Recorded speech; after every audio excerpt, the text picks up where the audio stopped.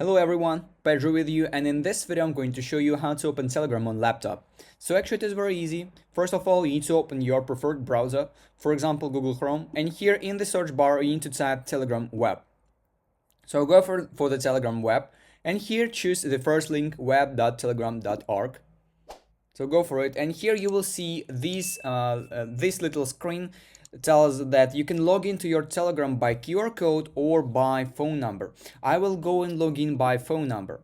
So here basically you need to choose your country. So in my case it would be, here it is.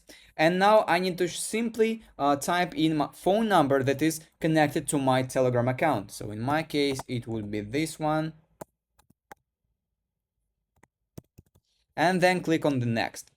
And then it will just wait a little bit and send the confirmation code to your account. As you can see, we sent you a message in Telegram with this code. So check your Telegram for this message. Here I have the message. It is this one.